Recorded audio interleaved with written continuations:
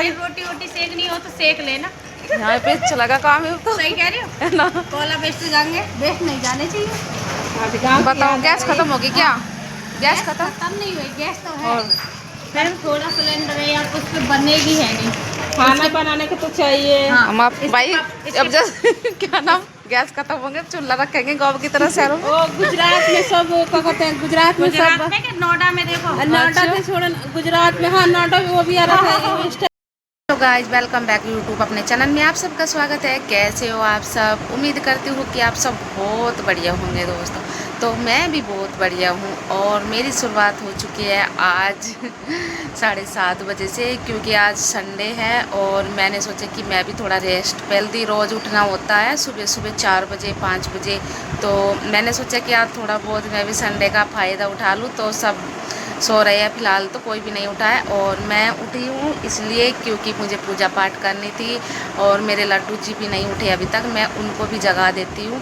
और आज ना बारिश भी आ गई है, पूरे 7 बजे बारिश आ गई थी, इतनी तेज़ और मौसम तो शायद कल ख़राब था ना इस वजह से। और आप सबको मैं आज रात के ब्लॉग का थोड़ा सा मतलब, मैंने रात बाहर गई थी मंडी साइड में इधर ही, तो देखा कि नीचे गली में ना गैस की वजह से ना लेडीज ना नीचे रोटी बना रही थी, खाना बना रही थी गली में ईंटों का चूल्हा रख के।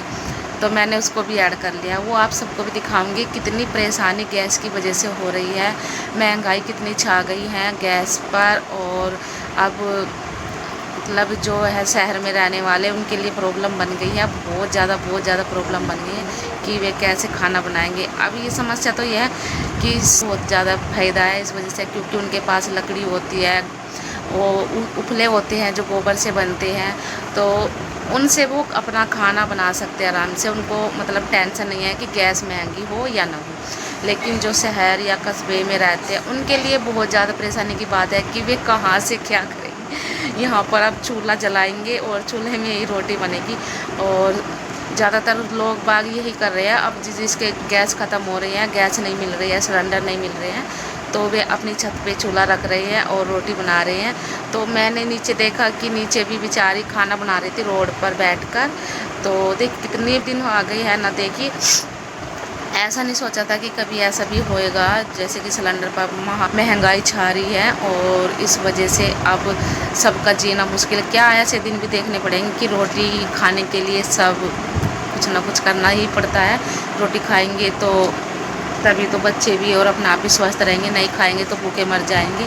ऐसी नौबत होने वाली है अगर यूं ही सिलसिला रहा तो भारत में सिलेंडरों पर महंगाई और नहीं मिले तो भूखा मरना ज़रूर है क्योंकि गुड़गांव में तो आफत आ गई है अभी से ही, और सिलेंडर तो नहीं भी मिल रहे हैं, मना कर दी हैं, और जहाँ से आते थे वहाँ पे भी नहीं है। तो महंगाई इतनी छा गई है और गैस महंगे होने के कारण सभी अब चूल्हा रखेंगे और चूल्हे पे खाना बनाएंगे।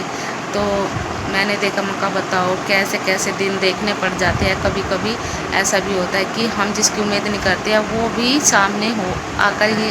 तो दोस्तों मेरे ब्लॉग में आप सबका आज का बहुत बहुत स्वागत है। अगर मेरे चैनल पर नहीं है तो प्लीज़ लाइक कीजिए, कमेंट कीजिए, शेयर कीजिए और चैनल को सब्सक्राइब कीजिए।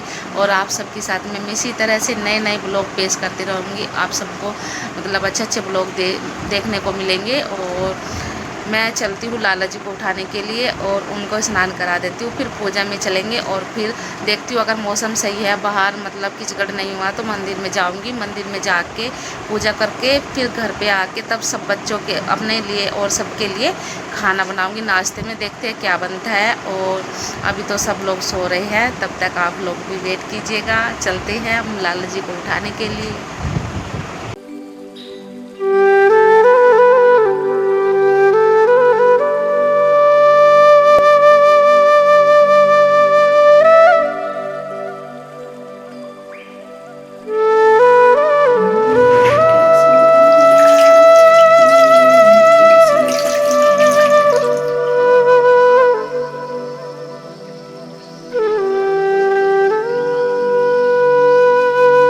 मैं अपने छोटे से मंदिर को इतना क्लीन बना के रखती हूँ और यहाँ पर मेरे सभी भगवान जी उपस्थित हैं और मैं आसन लगाकर उनकी पूजा पाठ करने के लिए सबसे पहले छींटा जल से लगाती हूँ और उसके बाद में मैं सभी को चंदन का तिलक लगाती हूँ।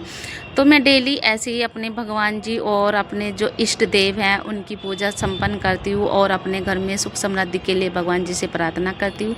और उसके बाद में सबसे पहले आरती करते हैं और भगवान जी को ध्यान लगाते हैं, और जो पूरे दिन में हमारे कार्य होते हैं भगवान जी उनको सफल बनाए और समय याचना के लिए गलती से प्रार्थना करते हैं। और भगवान जी को ध्यान करते हुए मैं थोड़ी देर भागवत गीता भी लेती हूँ, जो कि सभी को लेनी चाहिए, क्योंकि भागवत गीता पढ़ने से बहुत ही अच्छा हो रहता है, मन शांत रहता है, मन में नेगेटिव बातें नहीं आती हैं। तो मेरे ख्याल से भगवत गीता सभी को ग्रहण करनी चाहिए। तो मेरी पूजा यहाँ पर हो जाती है संपन्न, और अपना आशीर्वाद लेकर भगवान जी से समय याचना के लिए मैं चल देती हूँ बाहर, क्योंकि इन्हीं से मेरे दिन की शुरुआत अच्छी होती है, सब कार्य पूर्ण होते हैं। तो चलिए बाहर, और फिर आ जाती हूँ मैं जल देने के लिए सूर्य देवता जी को बाहर। तो मैं आ गई हूँ ग्रिल के पास में, और 8:30 हो गई है और मौसम तो बहुत ज़्यादा ख़राब है। तो बारिश भी हुई थी सुबह 7:30 बजे बारिश हो गई थी जब मैं पूजा के लिए बैठी। तो फ़िलहाल तो मौसम ऐसे ही हो रहा है, बादल बादल सा हो रहा है।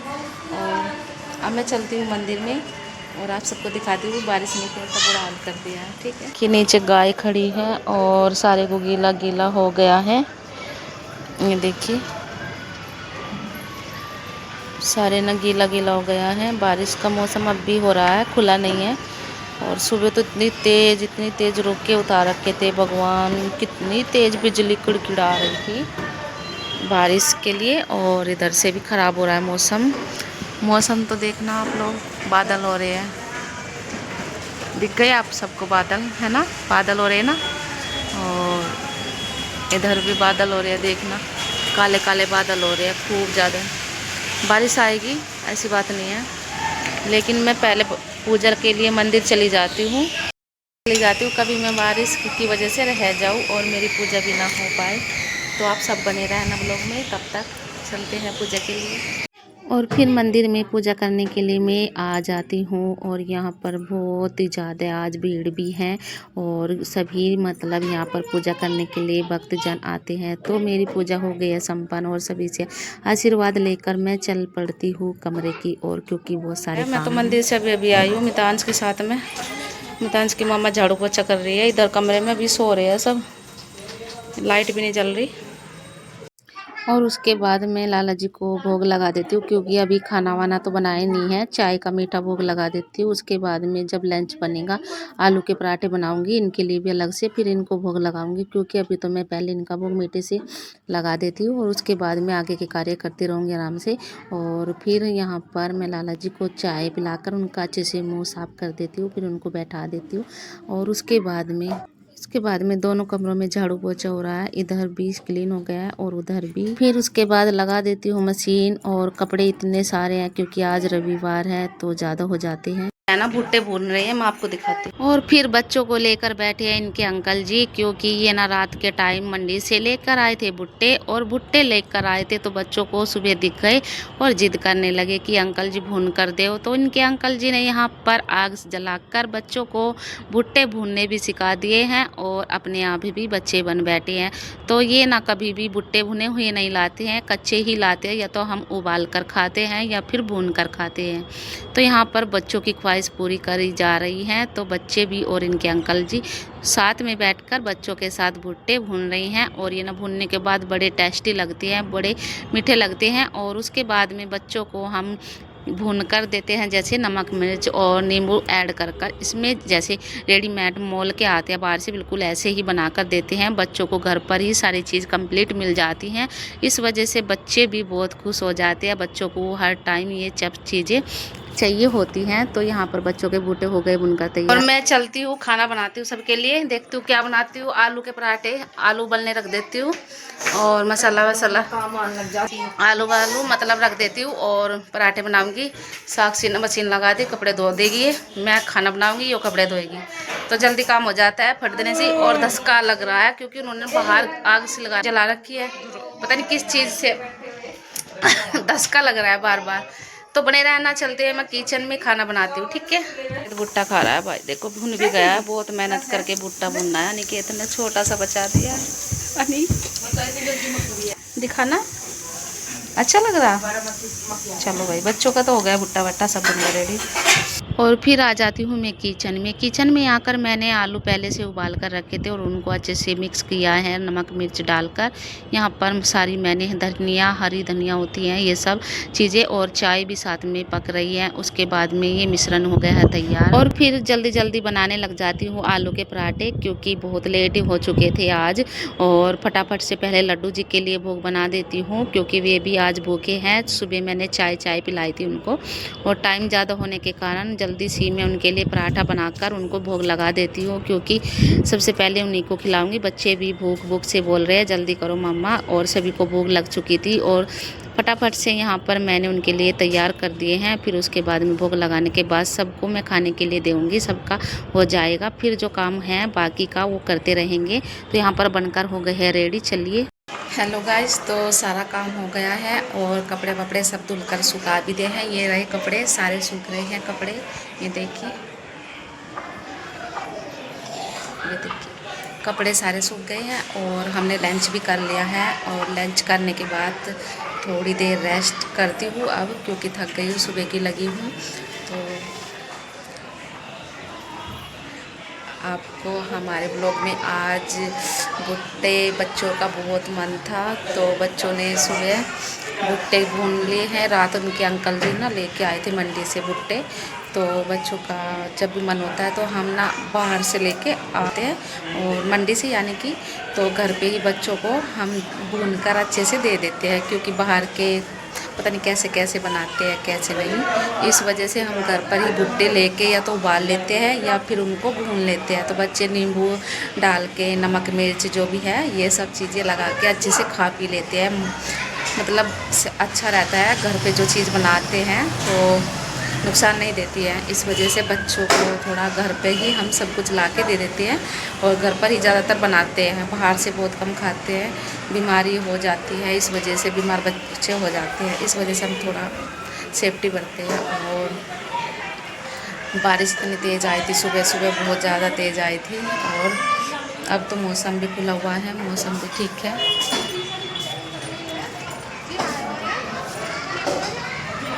धूप निकली हुई है अच्छी, और बादल भी नहीं है। सुबह बहुत बादल था 7 बजे, मौसम जब ख़राब था, लेकिन अब ठीक है।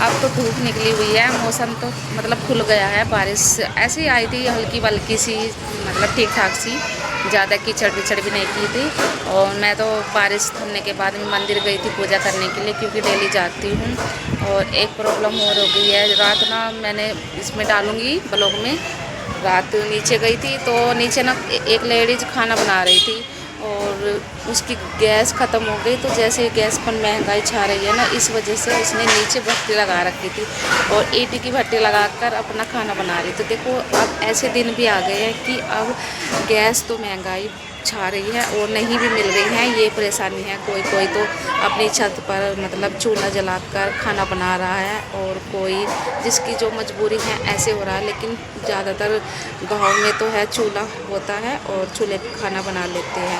लेकिन शहर में कहाँ से लेके आए, शहर में सबके लिए परेशानी है।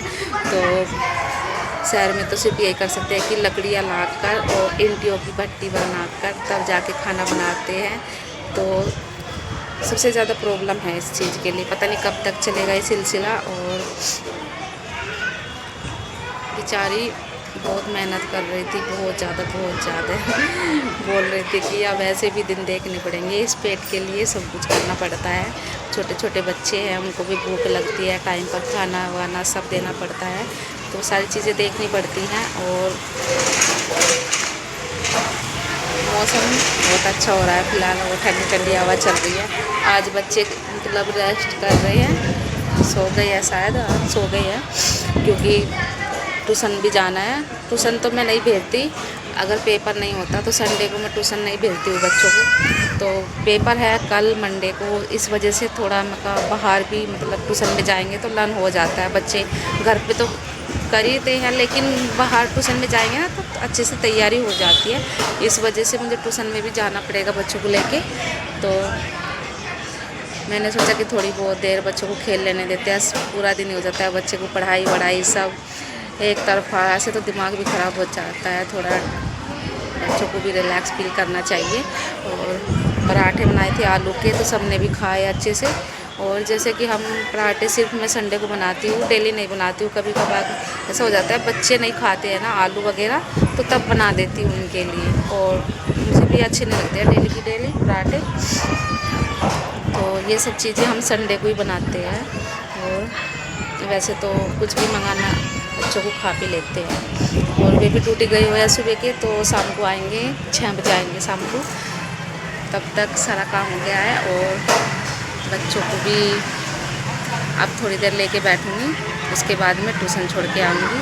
फिर सारा काम शाम तक हो जाता है अच्छे से। और मैंने ना कुर्ती बनानी थी, वो भी मेरी ऐसे ही पड़ी है। अब सोच रही हूँ कैसे करना है कैसे नहीं। और हमें ना घर जाना पड़ेगा, जैसे कि आप जानते हो शाकुंभरी आ रहे, शाकुंभरी माता नवरात्रे, तो मैंने प्रसाद चढ़ा के आना है। अब जाऊँगी शायद 21 तारीख को, बच्चे का पेपर ख़त्म हो जाएंगे, तो 22 में हम निकल जाएंगे।